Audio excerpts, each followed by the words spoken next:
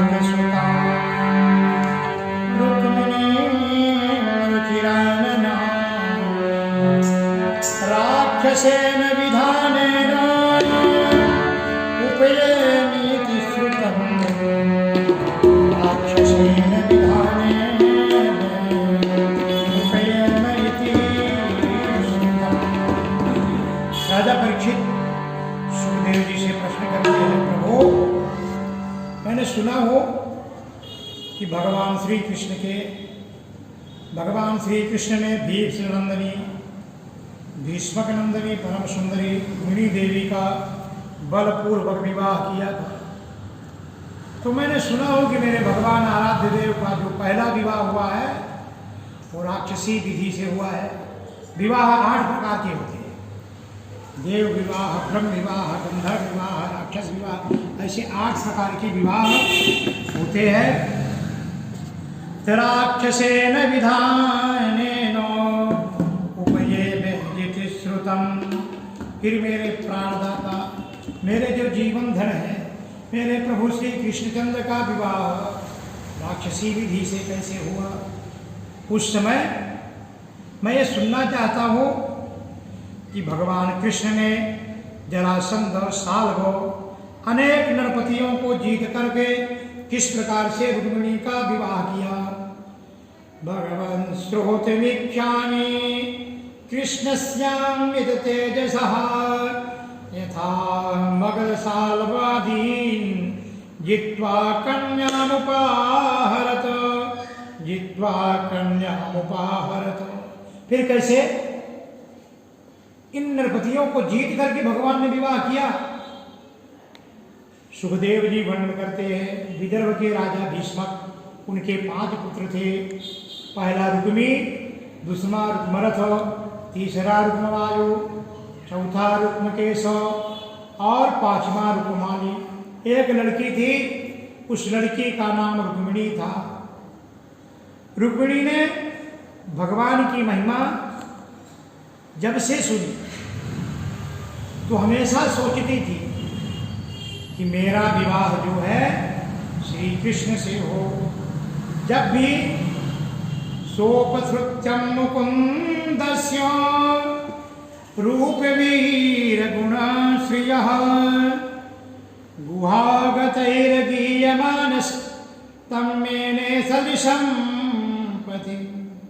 ये मेरे भगवान कृष्ण मेरे पति हो और हमेशा कृष्ण नाम की रटना लगाती थी। जब हाथों में मेहंदी लगाए, बिंदिया लगाए, चूड़िया लगाए, चूड़ी पहनती थी, नथनी पहने, हर जगह कृष्ण का ही चिंतन करती थी और हमेशा कृष्ण कृष्ण जो है। जब से ब्राह्मणों के मुख से सुना कि भगवान द्वारिकाधीश साक्षात परम पुरुष नारायण है, रुक्मिणी जी एक दिन भी ऐसा नहीं हुआ कि भगवान की चिंतन नहीं करती है और हमेशा कृष्णमय जीवन है।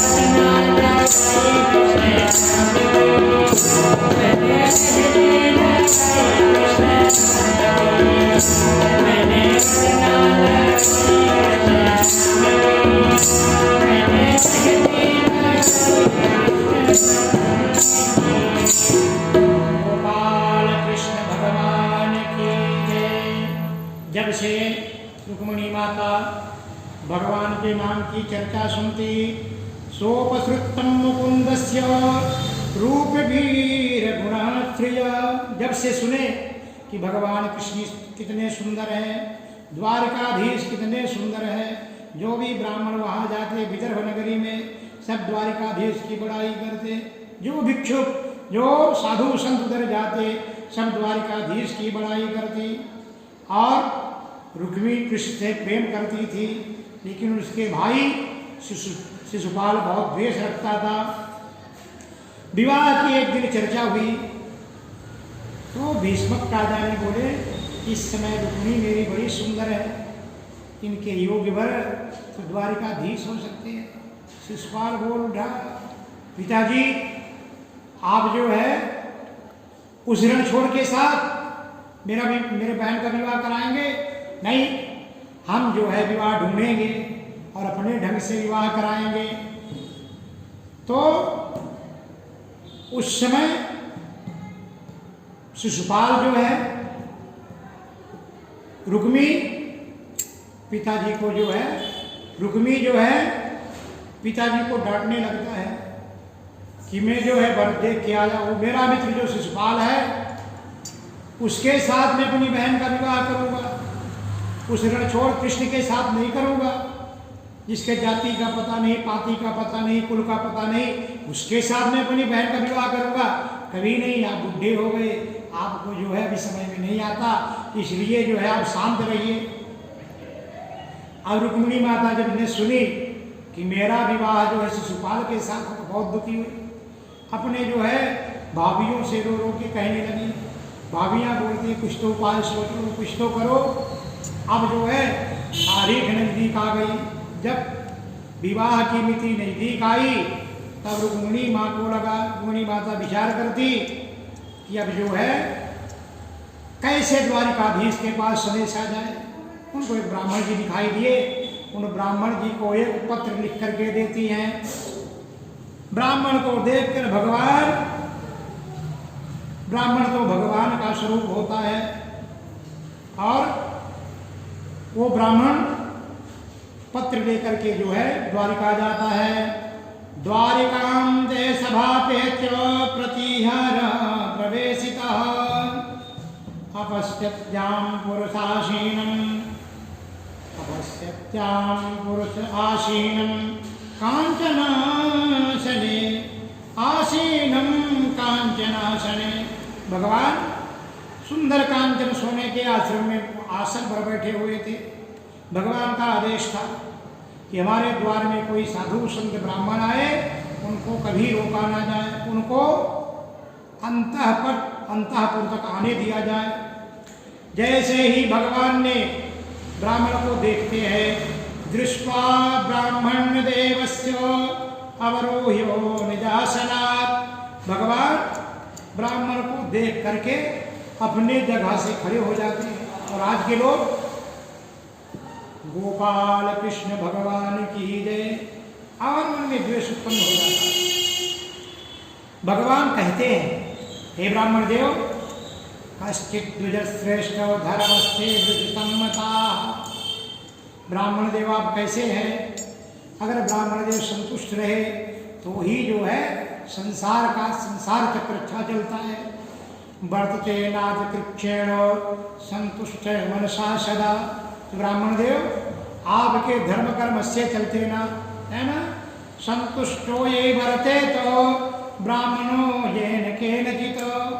इसलिए आपके राज्य में, जिस राजा के राज्य में ब्राह्मण संतुष्ट नहीं रहते, ब्राह्मण परेशान रहते हैं, उस राजा का राजपाट कभी भी चलता नहीं। इसलिए असंतुष्टो शरणकृष्णो वर्चक्रेश्वेश्वराम अकिंचनो विसंतुष्ट सेते सर्वांग विज्वरा।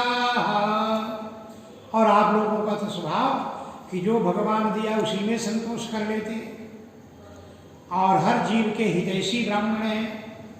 उन ब्राह्मणों में सदा सिर झुकाकर जो है प्रणाम करता हो। भगवान स्वयं ब्राह्मण को देखकर खड़े होते।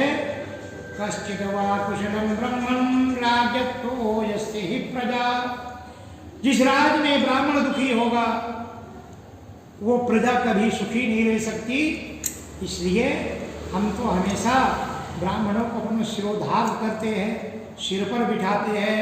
सुखम बसंत विषय पाल्यमाना सभी प्रिया। ब्राह्मण जी, आपके आने का कारण क्या है? शरवन्नो ब्रूहि गुह्यं चेत किम कार्यं करवामि ते। मैं आपका क्या कार्य करूं, आपकी मैं क्या सेवा करूं? ब्राह्मण देव आप बताओ। ब्राह्मण देव ने जो पत्र रुक्मिणी माता ने दी थी उस पत्र को देते। भगवान ने पूछे इसमें क्या लिखा है, किसका पत्र? महाराज कुछ नहीं मालूम है। आज के लोग कुछ दिन पहले पत्र जब चलते थे लोग पत्र खोल के बाँच लेते इसमें क्या लिखा है। लेकिन नियम यह है किसी के पत्र को कभी नहीं झाँकना चाहिए, किसी की वस्तु को बिना पूछे हाथ नहीं लगाना चाहिए। ब्राह्मण देव बोले महाराज मैंने कभी जो है इसमें क्या लिखा है क्या नहीं लिखा है मैंने कुछ भी जो है ना इसमें देखा नहीं। भगवान बोलते हैं मैं अपने जीवन में ब्राह्मण साधु संत से कभी कुछ भी छिपा के नहीं रखा। उसी धर्म सभा पर उस पत्र को भगवान खोलते हैं और वाचने को लगाते हैं। अब ये मृत्युलोक का पहला लव लेटर रुक्मिणी माता ने लिखा था। अब उसके अंदर क्या लिखा है? श्रुत्वा गुणान भुवन सुंदर चुणवतांते। हे द्वारिकाधीश, जब से मैंने सुना हूं कि आप जैसे सुंदर त्रिभुवन में कोई भी नहीं है। अगर कोई सुंदरता देखे तो भगवान में देखे, अगर कोई वैभव देखे तो भगवान द्वारिकाधीश का देखे, है ना। कोई प्रेम देखे तो द्वारिकाधीश का देखे। ये सब बातें मैंने सुनी हूँ आपके लिए। श्रुत्वा गुणान भुवन सुंदर शृण्वतां में निर्विश्य कर्ण विवरई हरतोंगतापम। और जब जब आपकी ये बातें इन कानों में सुनती हो कि मेरे इस हृदय पर, इस शरीर में विरह का ताप उठ पड़ता है। तो प्रभु रूपम दृशां दृश्यवा अखिलार्थ लाभम। प्रभु तो क्या आप हमको अपने जीवन स्रोत का दर्शन नहीं देंगे क्या? और इन नेत्रों के लिए धर्म, अर्थ, काम, मोक्ष चारों पुरुषार्थ ही फल एवं स्वार्थ है, परमार्थ सब कुछ है। श्रवण करके प्यारे अच्युत मेरा चित्त लज्जा सर्व कुछ छोड़ करके आप में ही प्रवेश कर गया है ना?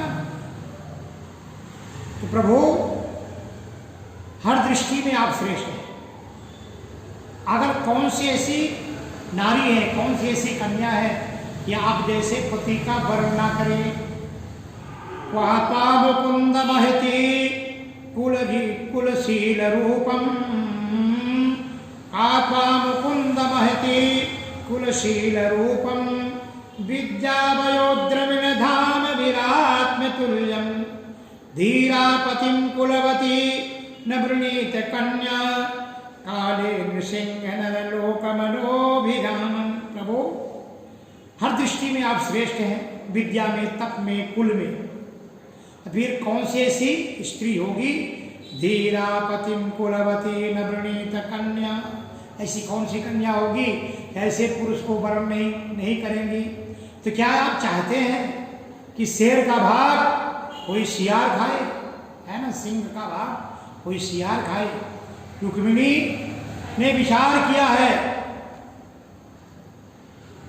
कि अगर मैं विवाह करूंगी तो आपके ही साथ करूंगी, जीवन भर कुमारी रहेंगी।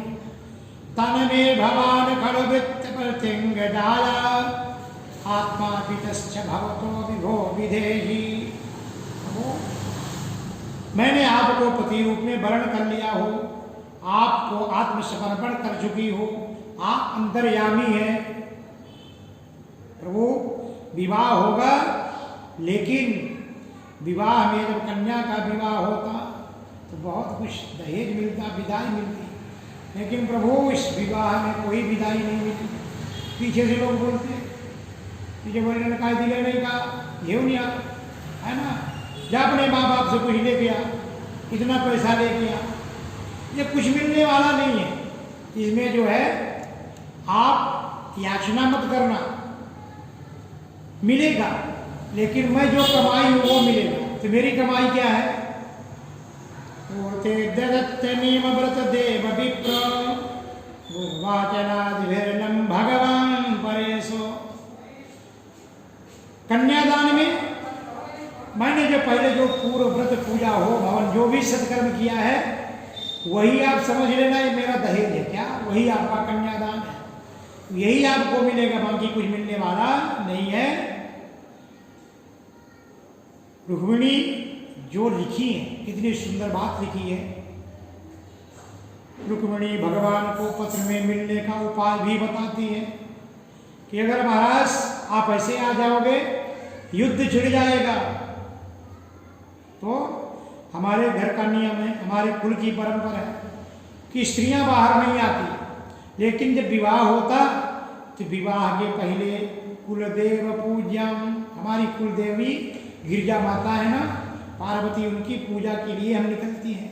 उसी समय आप रथ लेकर वहां गिरजा मंदिर में आ जाना। प्रभु वहीं आप मिलना, अगर यहाँ आएंगे तो युद्ध छिड़ जाएगा, इसलिए सारा डिटेल लिख देती है।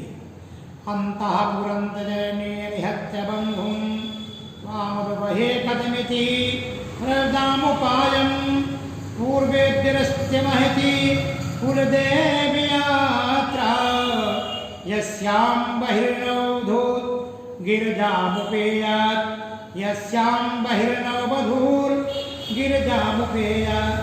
नई वधू जो है वहीं पर जो है कुलदेवी यात्रा माँ भगवती जो हम पूजन को जाते हैं वहीं पर आ जाना। हे द्वारिकाधीश,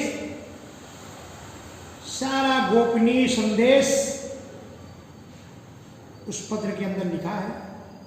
वो ब्राह्मण देव बोलते हैं, प्रभु इत्येते गुहि संदेशो यद देहो मजाहृता। जो रुक्मिणी माता ने पत्र में लिखा है प्रभु मैं आपको दे दिया। द्वारिकाधीश ब्राह्मण बोलते हैं, हे द्वारिकाधीश, रुक्मिणी का गोपनीय संदेश में आपको बताया, अब उसका विचार करके आप उसके अनुसार कार्य करें। कहताम तदनंतरम। भगवान आश्वासन देते हैं जितना प्रेम रुक्मिणी माता मेरे से करती है उतना ही प्रेम मैं भी करता हूँ। आप चलिए, हम रथ जो है तैयार कर कभी विदर्भ नगरी की ओर आता हूँ। विदर्भ नगरी के लिए भगवान तैयार हुए। दारुक को उपदेश देते हैं कि जाओ रथ तैयार करो। और रथ में घोड़े कौन हो? साचाश्रय शैव सुग्रीवो मेघ पुष्पो बलाहकैहि। भगवान के जो 4 घोड़े हैं वो वायु की गति से दौड़ने वाले थे। उन घोड़ों का नाम है शैव्य, सुग्रीव, मेघ पुष्प और बलाहक। ऐसे 4 घोड़े हैं जो भगवान के रथ में चलते हैं। दारुक पुष्प चारों घोड़ों को जो है रथ में सजा देता। भगवान तैयार होते, वो पत्र वहां रख देते, बिना बताए वहां से निकल पड़ते। कुछ समय बाद बलराम जी आते हैं। पूछे भाई कान्हा किधर है? बोले एक ब्राह्मण जी आए थे, उनने पत्र लिए, क्या दिए, क्या बातें हुई कुछ पता तो नहीं, लेकिन जो है उन ब्राह्मण के साथ ही रथ में उनको बिठा करके उधर निकल गए हैं। वहां पर जाते वहां देखते हैं कि रुक्मिणी विदर्भ नरेश की कन्या। ये सब देखने के बाद गोपनीय गुप्तजनों से मालूम पड़ता। अब जो है बलराम जी को बड़ा असमंजस में पड़े कि जिस जगह में श्री कृष्ण गए वहां तो सारे मेरे दुश्मन हैं, और बिना बताए जाना, बिना सेना लिए जाना, ये तो महान जो है ना अनर्थ हो सकता है। बलराम जी तुरंत चतुरंगिनी सेना तैयार की और कृष्ण के पीछे पीछे चल दिए। कृष्ण भगवान वहां पहुंचते हैं, रास्ते में जो है भीष्म महाराज मिल जाते। अब भगवान विचार करते, जब दोनों को मिले तो भीष्म की तो पहले से ही इच्छा थी, प्रभु अच्छा हुआ द्वारिकाधीश आप आ गए, मेरी बड़ी इच्छा थी, बहुत जल्दी में विवाह तय हुआ, इसलिए लेटर नहीं था, लेकिन आप आ गए। कृष्ण भगवान बोलते हाँ महाराज, मेरे को मालूम पड़ा, मैंने बोला कि जाकर कुछ आशीर्वाद दूंगा, अच्छा हुआ आप मिल गए, मैं यहाँ से निकल रहा था। अब दोनों आपस में चर्चा करते विदर्भ नगरी में चल रहे। अब जो वहाँ की नर नारियां देखती हैं वो सब बोलती हैं अस्यैव भार्या भवतु, यही रुक्मिणी के लिए इनकी ही पत्नी रुक्मिणी हो सकती है। अस्यैव भार्या भवतुम रुक्मण्यं धतिनः परा, बाकी दूसरा रुक्मिणी की तो कोई बर ही नहीं है। अब उनको लेडीजों को क्या अच्छा, इनमें लेडीजों को कुछ भी पता नहीं, और ये विचार करती कि देखो भीष्मक राजा ने कैसे वर चुना है, दूल्हा कितना सुंदर है।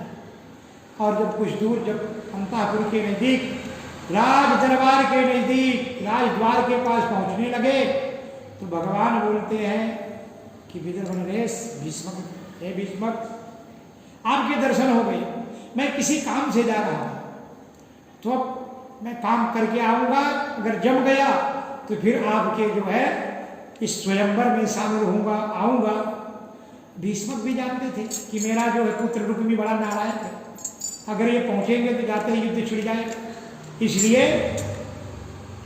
उनने भी बोला हाँ महाराज बहुत अच्छी बात है। और भगवान वहां से रथ बना घुमाए और जो है गिरिजा मंदिर की ओर पहुंच जाते हैं। इतने में माने बलराम जी का भी रथ वहां से दिखता है दूर से कि सारी चौरंगिनी सेना लेके आ रहे।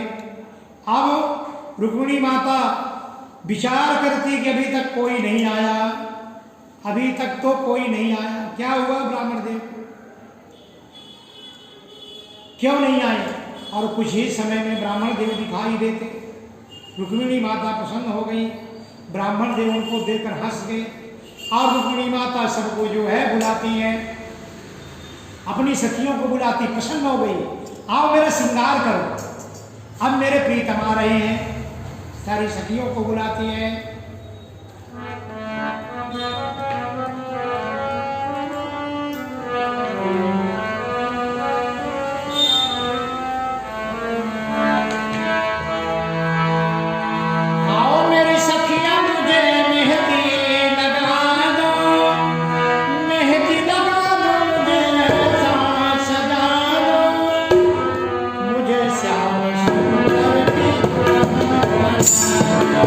Thank you.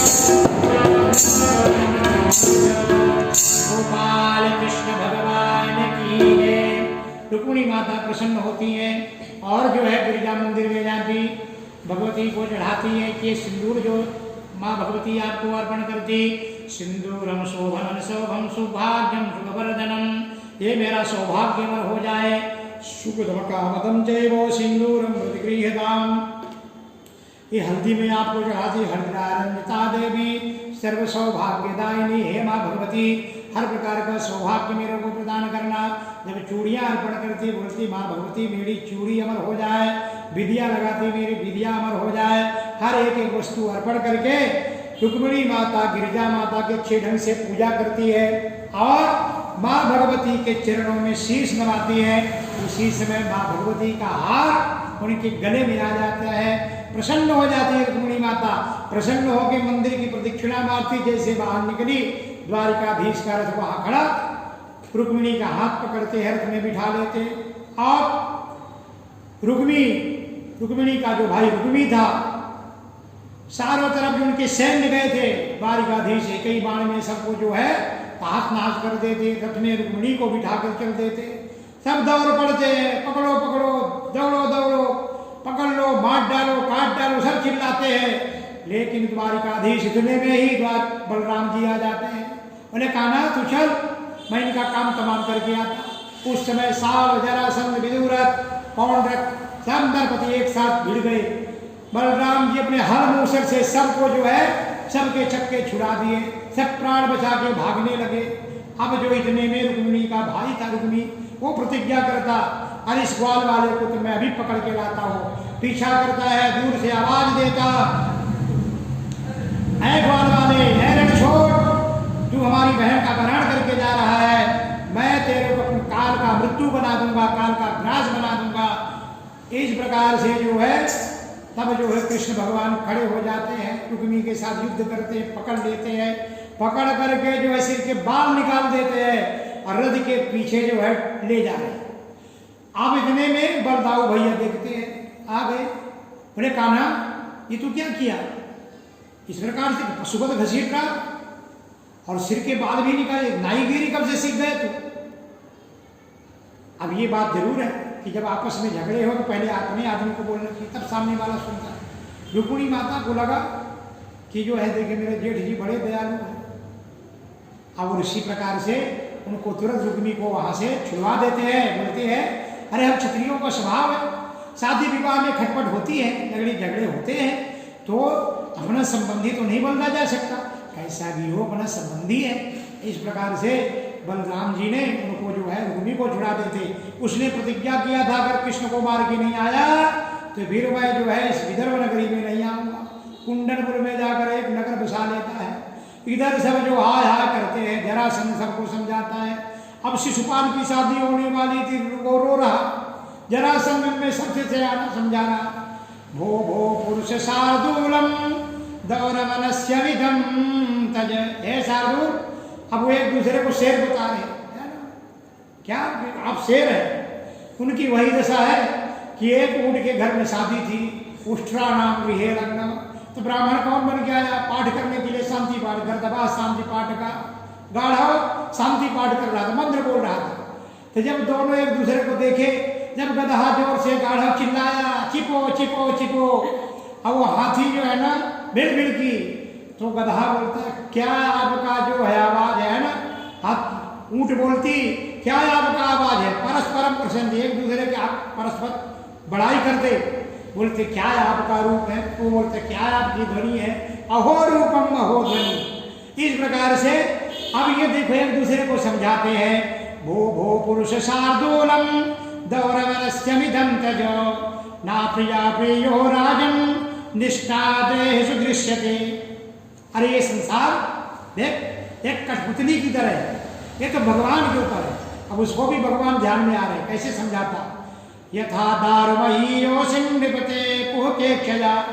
ये कठपुतली के समान में, जैसे कठपुतली को नचाते वैसे भगवान की इच्छा से संसार जो है नच रहा है।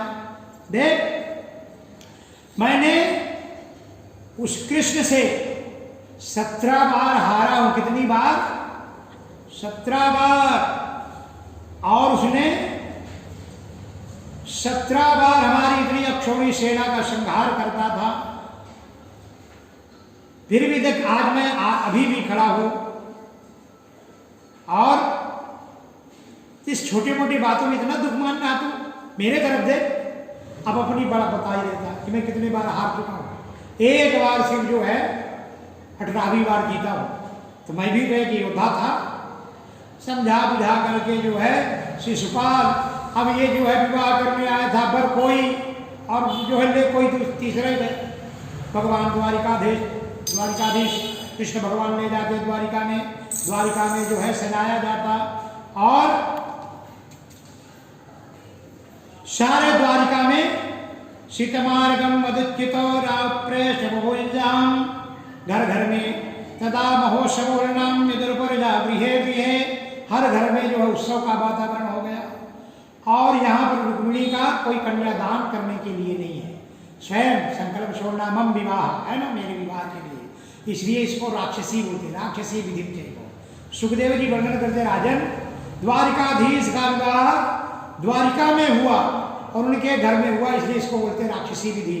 यानी वर अपना पराक्रम दिखा करके और कन्या का हरण करके ले गया और फिर जो है विधि विधान से विधान किया, लेकिन कन्यादान करने वाला कोई नहीं, इसलिए राक्षसी विधि से भगवान का पहला विवाह हुआ। गोपाल कृष्ण भगवान की जय।